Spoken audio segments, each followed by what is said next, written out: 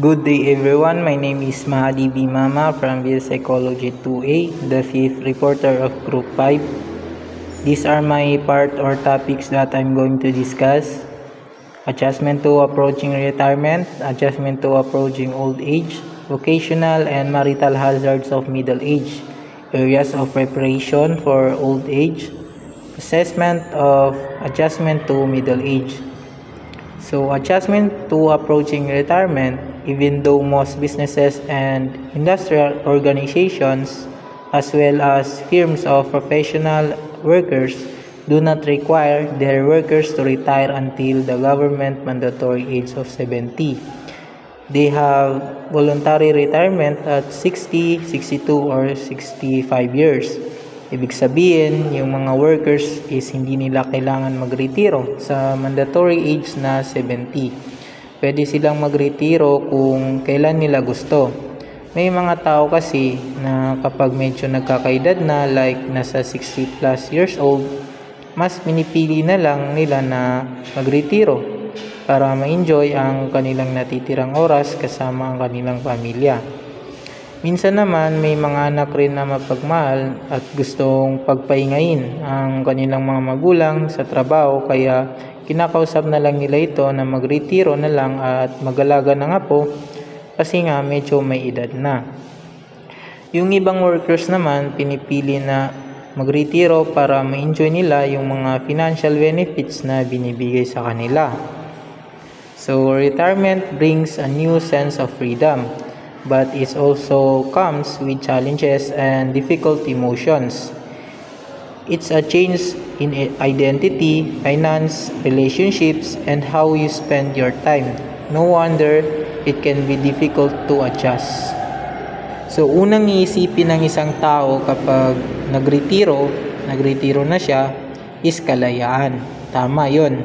So, kalayaan sa nakasanayan. Pero pagkatapos mo magretiro, marami ng pagbabago na magaganap. Marami kang kailangan baguhin sa araw-araw mong pamumuhay. In this stage, hindi na nakakagulat na maaaring mahirap mag-adjust kasi nga iba ang nakasanayan sa bago lang. Alam nyo ba na some retirees experience mental health issues such as depression and anxiety after they stop working? Kasi daw retirement often means a loss of identity. Halimbawa, nag-retire ang isang magaling at mabuting guro. Tapos nag-cause ito ng question sa kanyang sarili. Sino na siya ngayon pagkatapos niyang magretiro? At ano na yung magiging kalagayan at tingin sa kanya ng iba? So para maiwasan yung mga ganitong pangyayari, following these 8 tips might help you adjust to retirement better so you can feel fulfilled. You can feel fulfilled and happy during this chapter of your life. So first is expect to go through stages of emotions. Karamihan sa mga tao is dumadaan sa isang emotional process when adjusting to retirement. Kagaya ng nasabi ko kanina, sa una, may pakiramdam ng kalayaan. Para kang nasa bakasyon na magtatagal. Pero ang unang pakiramdam na yan is napapalitan pag nagtagal. Diyan na pumapasok yung pag-iisip mo ng malalim. Para maiwasan yan, allow yourself to experience a wide range of emotions. Whatever those emotions may be, maghanap ka ng health ways to deal with those feelings. You might find walking, reading, writing, talking to others, or anything helps you deal with your emotions. Structure your days. So kapag nagtatrabaho ang isang tao, nakasanayan na niya na gigisingin siya ng alarm clock, tapos mag-shower, mag-almusal, mag-pack ng tanghalian, lumalabas ng pinto. Maraming gawain na nagbabago, pero yung ibang ginagawa ng isang tao nung siya pa'y nagtatrabaho kailangan niyang ipagpatuloy kahit siya ay nagretiro na para mapanatili ang kanyang kalusugan, like yung paggising ng maaga. Importante na mapanatili ito para maging normal pa rin ang pangangatawan. So set small goals. Kapag nagtatrabaho ang isang tao, may mga goal ito such as making deadlines, finishing projects, or getting a promotion. Hindi natatapos ang goal sa pagre-retiro. Pwede kang gumawa ng bagong goal mo sa buhay pagkatapos mo magretiro. Ang goal ay isa sa nagbibigay buhay sa tao. Kapag matanda ka na, importante na may goal ka pa rin para hindi masayang at ma-enjoy ang oras na mayroon ka. So next is grow your friendships. Isa sa dahilan kung bakit nakakapanghinayang magretiro is dahil sa mga kaibigan. After many years of meeting friends through work and seeing them every day, hindi ganun kadali nakalimutan sila at magpaalam sa kanila. Pero ang pagkakaibigan, hindi yan natatapos, patuloy pa rin yan. Hindi mawawala pero nadadagdagan. Pagkatapos magretiro ng isang tao, pwede niyang gamitin ang oras niya to find a new friend. O pwede niyang bisitahin yung mga kamag-anak niya na matagal na niyang hindi nakikita. Nakakatulong sa atin na maging masigla ang pagkakaroon ng maraming kausap at kaibigan. Bukod kasi sa pamilya, kaibigan ang isa sa takbuhan kung ikaw ay may problema. Consider an anchor job. Who says that retirement from one job has to mean leaving the workforce entirely? Tandaan natin na hindi porket nag-retire ang isang tao, hindi na ito pwede magtrabaho. Kadalasan, nagre-retiro ang isang tao dahil hindi nakaya ng kanyang katawan yung trabahong nakasanayan nila. Pero may mga ibang trabaho pa rin na kayang-kaya ng mga taong nagretiro na. Nowadays, maraming online job na pwedeng-pwede sa mga medyo kulang na sa lakas kasi nasa bahay lang yun. So, meron din naman tayong mga nakikitang mga tao na pagkatapos magretiro is gumagawa na lang sila ng sarili nilang businesses, katulad na lang ng sari-sari store. May kilala akong pulis na nagretiro, then pagkatapos yung naipon at natanggap niya na retirement benefits, pinanggawa niya ng isang resort. So pwede yon. Hindi natatapos ang trabaho sa pagre-retiro. Create a new budget. Hindi porket nagretiro o pension ka na is gagastos ka ng sobra-sobra para magsaya. So mali yun. Kung ikaw ay retirado na, kailangan mo pa rin mag-budget kasi hindi naman napupulot ang pera pagkatapos mo magretiro. Establish a budget to help you see how much money you have for entertainment or fun. Kailangan maging matalino pa rin sa paggastos ng pera mula sa naipon at retirement benefits na natatanggap. So, next is schedule volunteerships. Kung gusto mo pa rin makatulong sa kapwa at komunidad, hindi porket nag-retire ka na, doon na natatapos yung oras mo para magsilbi sa kapwa or community. Pwede ka sumali sa mga organization na ang layunin ay voluntaryong tumutulong nang walang hinihinging kapalit. Naalala ko noon, member ako ng iba't ibang organization. Around nasa 4 organization nata yun. Yung isang org namin sumali sa isang tree planting activities kasama ang ibang organization and government employees. Isa sa nakaka-amaze doon is meron isang organization doon na puro sila matatanda na nag-volunteer din para magtanim ng puno.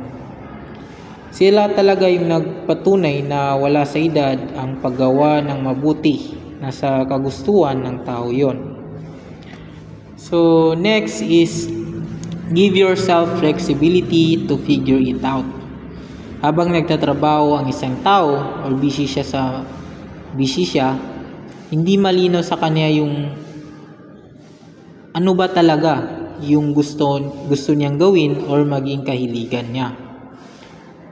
Kapag nagretiro ang isang tao, marami siyang oras para isipin o pag-isipan ng mabuti at tanungin ang kanyang sarili. Ano ba talaga yung gusto niyang gawin or kung saan niya gagamitin yung kanyang oras para sumaya. Mas magandang bigyan ng focus yung mga bagay na gusto natin kasi mas nakakatulong yon kaysa isipin yung mga negative emotions. So, adjustment to approaching old age. It is a well-known psychological fact that people adjust more quickly and more easily to problems if they are prepared for them beforehand than if they must face and cope with them without any foreknowledge or expectations. Once ang tao is already prepared sa isang bagay, madali lang itong tanggapin para sa kanya. As we get older, the death of friends and family become more common. Ang pagkamatay ni lolo, lola o sino pa man na pamilya natin is nasasaksiyan natin. Nasasaksiyan natin yon kahit masakit, natututunan natin na tanggapin. Losing and grieving for a spouse is one of the most traumatic situations commonly faced by older adults. Sa ngayon, di pa natin nararanasan na mawala ng asawa. Pero kapag nagkaroon na tayo ng asawa at tumanda ng magkasama, isa sa inyo ang makakaramdam na mawala ng asawa dahil isa sa inyo ang unang mawawala. Ayaw man natin tumanda pero gusto ng oras. Habang araw-araw tayong nagsasalamin, paunti-unti ang pagbabago ng ating kutis, balat at itsura. The best way para di masayang ang buhay, huwag sayangin ang oras sa pag-iisip ng past. Huwag ikulong ang sarili sa nakaraan. Mas better kung paghahandaan natin ang future. Now, speaking of future, if men and women are to adjust successfully to old age, they must make preparations for it earlier in life. Areas for preparation for old age. So first, nandyan ang health. Alam natin na ang health is very important, lalo na sa mga matatanda. Para makaiwas sa sakit, mag-exercise at laging magpa-check up para mabantayan ang kalusugan. Next is retirement. Ang pagre-retiro ay parte na ng old age. Pero sabi nga natin kanina, hindi po doon nagtatapos ang lahat. Marami pang bagay yung pwede nating gawin kung tayo ay nasa old age na. Use of leisure time. Gumawa o maghanap ng libangan para hindi masayang oras. Financial independence. Hindi dapat masayang ang retirement benefits at maging matalino sa paggastos ng pera. Social contacts rule changes. Huwag natin ikulong ang sarili sa bahay dahil kahit nasa old age ka na, pwede ka pang makahanap ng panibagong kaibigan. At sabi ko nga kanina, pwede ka pang makatulong sa iyong kapwa at sa community kung gugustuhin mo. Life patterns. Ang nakasanayan na buhay ay pwedeng magbago because every stages of our life, there's a changes.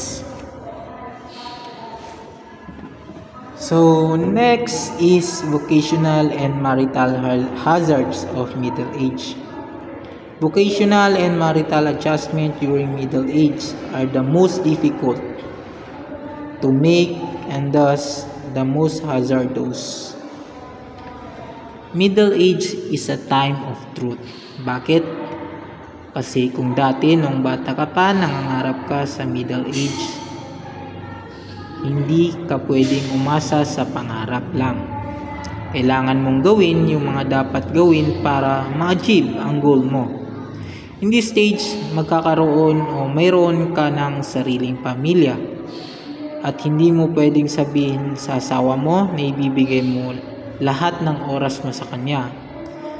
Because in reality, kailangan mong hatiin ang oras mo sa trabaho at sa pamilya. So here are 8 common and serious vocational hazards of middle age. Failure to reach earlier goals. Failure to reach a goal set earlier is an ego-deflating experience for middle-aged people dahil alam nila na this is the peak time for achievements and that they are unlikely to attain their goals in old age. Malaki ang epekto ng bawat pagkakamali ng isang tao, kaya bawat desisyon sa buhay ay mahalaga. Ang future ng tao is nakadepende sa desisyon niya sa present. Malaki ang epekto ng pangyayari ngayon sa buhay mo sa future. May mga tao na hindi napapatawad ang kanilang sarili sa mga nagagawa nilang mali, kaya dala-dala nila ang epekto nito hanggang pagtanda. Kagaya ng sabi natin kanina, middle age is a time of truth. Kailangan mo magdesisyon para sa sarili mo. Kung ano ka ngayon, yun ka na at dahil yun sa iyo at sa kakayahan mo. Number 2, decline in creativity. Kapag ang tao ay nagkamali at sinisi ang kanyang sarili, maaari itong magdulot sa kanya ng pagkawalang gana sa pagiging creativity. Kaya ang nangyayari, nawawala ang opportunity. At yung mga tao naman na were successful earlier are usually assigned leadership roles when they reach middle age. Kumpara sa childhood, mas maraming responsibilities ang middle age. Kasi habang tumatanda at nakakatungtong na tayo sa middle age, there are so many responsibilities na dumarating sa buhay natin. Number 3, boredom. Dahil sa halos araw-araw na pagtatrabaho at walang pinagbago na ganap sa buhay ng mga nasa middle age, hindi maiiwasan na mabored. Malaki ang epekto nito kaya minsan naghahanap sila ng ibang trabaho at pag nakahanap naman ito, parang wala ring pinagbago. Nandun pa rin yung pagkabagot or pagiging bored. Kung paulit-ulit lang ang life cycle ng tao, ay paulit-ulit lang din ang pagiging bored ng buhay nila. Number 4, bigness. The tendency toward bigness in businesses, industry, and the professions is a vocational hazard to many middle-aged workers. Kadalasan gusto ng tao na magkaroon ng magarbong buhay o gusto nilang yumaman. Delikado maghangad ng sobra kung hindi mo kaya. Minsan nagdudulot ito ng bad effects sa mga tao, katulad na lang sa kalusugan. Sa sobrang nais na magkaroon ng magandang kinabukasan para sa pamilya nila, napapabayaan ang kalusugan dahil nabababad sa pagtatrabaho o nasosobrahan ng pagtatrabaho. Number 5, feeling of being trapped. Yung mga middle-aged workers na hindi masaya sa kanilang trabaho, yung napipilitan lang is nakakaramdam sila ng trap or para silang nakakulong. Mahirap yung ganitong situation kasi may mga mabibigat din na dahilan kung bakit sila nagtatrabaho kahit na nahihirapan sila. Halimbawa, no choice kasi walang mahanap ng mas okay na trabaho o kailangan ng pamilya nila ang pera. So number 6, unemployment. Finding a new job becomes increasingly difficult bawat paglipas kasi ng taon, mas pahirap maghanap ng trabaho. And the period of unemployment grows increasingly longer. Unemployment is a serious psychological hazard for any worker. regardless of age, sex, or race. Habang dumarami yung naghahanap ng trabaho, yung lumiliit naman yung job opportunities. Number 7, unfavorable attitude towards job. So, unfavorable attitudes toward their jobs can have detrimental effects on their achievements and personal adjustments of middle-aged workers. Sa lagay nito, para ka na rin napipilitan sa pagtatrabaho na pwede magdulot ng bad effects sa iyo bilang isang worker. Number 8, geographic mobility. Dahil nga sa hirap ng paghahanap ng trabaho ngayon, may mga nasa middle age na nagtatrabaho sa malalayong lugar. Ang iba pinipiling isama ang kanilang pamilya para hindi sila magkalayo-layo. Ang mga ganitong situation is mahirap lalo na kung ang dalawang mag-asawa ay may anak na nag-aaral. Parehong may masamang epekto sa magulang at anak ang ganitong situation. Kung palipat-lipat kasi ng lugar ang isang pamilya, sila ay mahirapan mag-adjust sa bagong community environment na kanilang nilipatan. So ito naman ang 8 common and serious marital hazards of middle age. Number 1, role changes. Role changes are a serious hazard for the women. Nakasanayan noon na ang mga kababaihan na hindi kailangan magtrabaho para sa pamilya. Dapat nasa bahay lang ito at ginagawa ang mga gawaing bahay. Pero sa panahon ngayon, kaya ng kababaihan magtrabaho para sa pamilya. Kaya ang nangyayari, ang mag-asawa ay parehong nagtatrabaho. Pero kadalasan, yung mga gawaing bahay, ang babae pa rin ang gumagawa kapag nakauwi ito galing trabaho. So number 2, boredom ulit. So kagaya ng sinabi natin kanina, kung paulit-ulit ang trabaho, talagang nakakabagot ito. Ang pinaka naapektuhan madalas ng ganitong situation is yung mga babae may asawa pero nasa bahay lang at ginagawa ang gawaing bahay. Nakakapagod kasi at nakakabagot sa halos araw-araw na paulit-ulit na gawain nila. Tapos nasa bahay lang sila. So, kaya lagi natin ipakita sa mga nanay natin na mahalaga at importante sila. Kasi totoo naman talaga na ang ina ay laging nagsasakripisyo para sa pamilya. Opposition to the child's marriage. May ilang mga kabataan ngayon na maaga pa lang gusto na mag-asawa agad. Minsan, yung nahanap nila na partner ay mas matanda sa kanila. Kasi nga uso yung sinasabing age doesn't matter. Ang ilang magulang ay hindi tanggap na mas matanda ng sobra ang magiging asawa ng kanilang anak. Kaya tumututol sila sa pagmamahalan ng dalawa. Na ang resulta is nagkakaroon ng barriers sa pagitan ng magulang at anak na minsan nagdudulot ng paglayas ng anak o minsan naman yung tinatawag natin na pagtatanan. Dahil dito, kahit matuloy man ang kasal ng anak at tatanggapin ito ng kanyang magulang, ang connection sa manugang at sa mga biyanan ay malabo at parang pinipilit lang minsan. Ginagawa lang ito kadalasan ng mga magulang alang-alang sa kanilang anak at sa apo. So, number 4, inability to establish satisfactory relationships with the spouse as a person. One of the important development tasks of middle age is that of establishing satisfactory relationship with spouse. Karamihan sa relasyon ay masaya sa una, pero habang tumatagal lumalabo. Meaning, hindi stable yung healthy relationship na yung iba is nauuwi sa hiwalayan kahit na may anak na sila.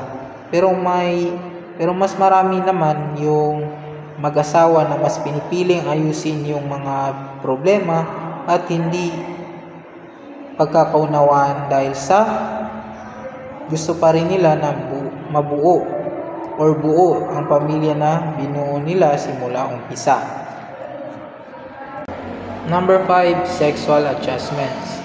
Sa mga mag-asawa, hindi maiiwasan na magkaroon ng hindi pagkakaunawaan at ito ay kadalasan na sani kaya nagiging malabo ang kanilang samahan.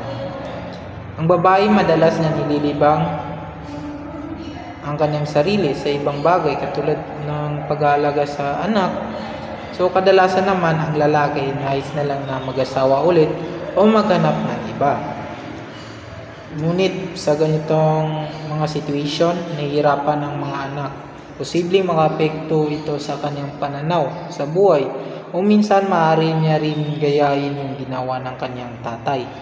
So yung magiging ugali ng anak is nakadepende sa pwedeng nakadepende o pwede niyang ma-adapt yung mga nangyayari sa kanyang mga magulang. So number 6, caring for an elderly parent. Kung nasa middle age na ang isang tao ay may sariling pamilya na ito,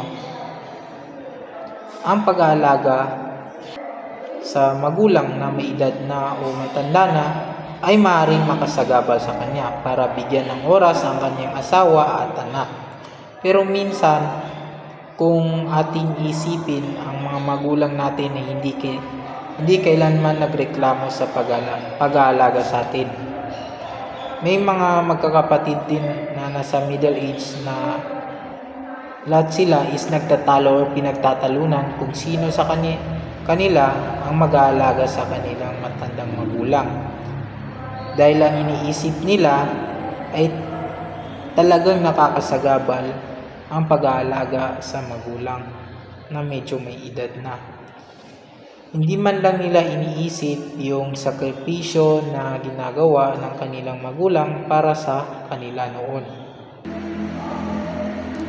Loss of spouse. Loss of spouse in middle age is more likely to be due to divorce. Maraming dahilan kung bakit naghiwalay ang mag-asawa. Katulad na lang na hindi sila masaya sa piling ng isa't isa o nag-cheat ang isa sa kanila at nabuking ito. So number 8, remarriage. Kung may naghiwalay, may nag-aasawa rin ulit. Pero hindi ito maganda. Kung pagkatapos mong mag-asawa ulit, ay ganun pa rin ang mangyayari sa dati mong relationship. So parang walang pinagbago. Mas mabuti kung lahat ng pagkakamali mo sa una mong asawa is itama mo sa bago mong asawa. Pero may mga tao na nahihirapan baguhin yung pakikitungo nila sa kanilang asawa dahil na rin sa nakasanayan na nila ito. So next is assessment of adjustment to middle age. Middle age should be a time of layoff and of newfound freedom, not only from the cares and responsibilities of the home, but also from economic problem and worries. Ang middle age ay masasabi natin may hirap dahil dito natin mararanasan ang todong problema at responsibilidad. Minsan, middle age is a time of regrets, of disappointments, and of general unhappiness. Hindi natin maiwasan na mapagod ng sobra at magkaroon ng maraming pagkakamali sa middle age na nagdudulot ng depression sa atin. Middle-aged men are more likely die by suicide than any other age group. Lalaki ang madalas na nagpapakamatay sa middle age dahil sa pressure. Now, meron tayong 4 criteria can be used to determine how well middle-aged men and women have adjusted to this period of the lifespan. So, una, nandiyan ang achievements. Madali lang ma-achieve ng tao ang goal niya kung magiging matibay siya at matalino. Sa achievements, makikita ng ang taong nagsisikap at hindi nagpapadala sa negative emotions. May mga tao na nagpapadala sa kanilang emosyon na kapag sila ay nagkaroon ng pagkakamali ay magiging sanhi ito para sumuko at hindi na magpatuloy sa kanilang goal sa buhay. May mga tao naman na malakas, ginagawang aral yung kanilang pagkakamali at nagpapatuloy hanggang maabot nila yung goal nila. Emotional stage. The second criterion of how well men and women are adjusting to middle age is their emotional stage or how stressful they are. Kapag kaya mong kontrolin ang emosyon mo, malakas ka na tao. Hindi nakakatulong sa tao ang magpalamon sa mabibigat na emosyon or problema dahil hindi natatapos ang buhay sa mga obstacles. Natatapos ito sa freedom. Nakadepende lang ito sa desisyon ng tao. So, pangatlo is effects on personality. The way pa lang paano manamit at mag-act, alam mo na agad yung kakayahan ng isang tao. Just like yung mga professional or professor, yung charisma na meron sila kakaiba. Sometimes may mga nakakasalamuha tayo na or nakakausap na masasabi natin agad na magaling to based na rin sa kanyang personality, knowledge, and ability. So last is happiness. Kapag masaya ang isang tao na nasa middle age at na-maintain niya ito, masasabi natin na nasa healthy lifestyle siya. Once kasi ang tao ay masaya palagi, hindi na masyadong nararamdaman yung mga problema. Yung ganong klaseng tao, mas pinipili na gumawa na lang ng solusyon sa problema kaysa isipin yung mismong problema. So, that's all my part. So, salamat po.